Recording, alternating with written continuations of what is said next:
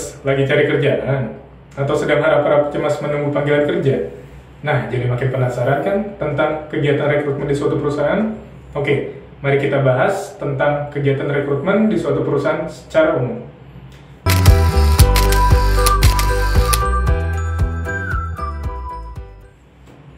Rekrutmen sendiri merupakan aktivitas pencarian tenaga kerja atau karyawan yang dibutuhkan di suatu perusahaan.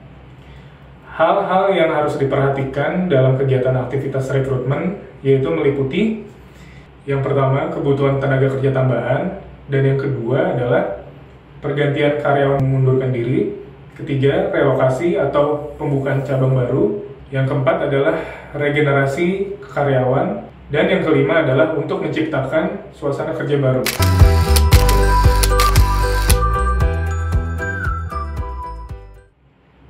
Selanjutnya, ada tahapan-tahapan rekrutmen. Tahapan-tahapan rekrutmen di perusahaan meliputi beberapa hal, yaitu yang pertama adalah tahapan pembukaan lowongan kerja, di mana lowongan ini mungkin akan di-share oleh HRD lewat job portal atau media iklan seperti koran, media cetak, atau lainnya. Oke, yang kedua adalah tahapan pelamar, yaitu di mana seseorang yang melamar di sebuah perusahaan. Selanjutnya ada kandidat, di mana resume diterima oleh HRD dan akan selanjutnya disortir dan kemudian dipilih untuk proses selanjutnya yaitu psikotes. Oke, psikotes sendiri ini mungkin ada beberapa tes tergantung perusahaan yang akan saya sebutkan, yaitu contoh ada MSDT, Papikostik, tes intelijensi umum, CFIT, DISC, serta Kraepelin. Oke, selanjutnya setelah tahapan psikotes selesai akan dilakukan scoring oleh pihak HRD. Setelah scoring selesai, lanjut ke tahap penilaian akhir yaitu psikogram. Yaitu psikogram ini akan berpengaruh terhadap hasil kesimpulan dari apa yang dikerjakan oleh kandidat pelamar. Tahapan berikutnya yaitu interview dengan HRD. Bila interview dengan HRD cocok atau lolos, akan lanjut ke tahap interview dengan user.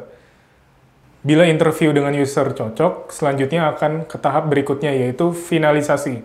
Finalisasi sendiri ini meliputi penempatan karyawan dan negosiasi salary. Selanjutnya, setelah itu akan ada tanda tangan kontrak yang dilakukan oleh HRD.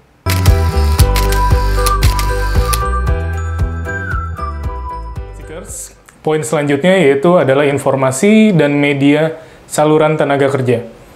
Oke, kalian ingin tahu tentang informasi dan media saluran apa aja sih yang dilakukan perusahaan untuk proses perekrutan karyawan?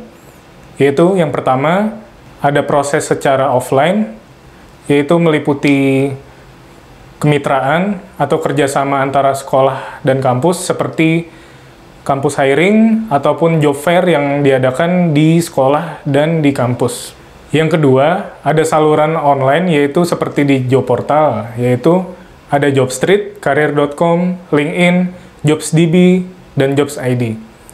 Yang ketiga yaitu proses pelamaran secara langsung yang dilakukan oleh kandidat karyawan, yang dikirimkan oleh pelamar ke perusahaan.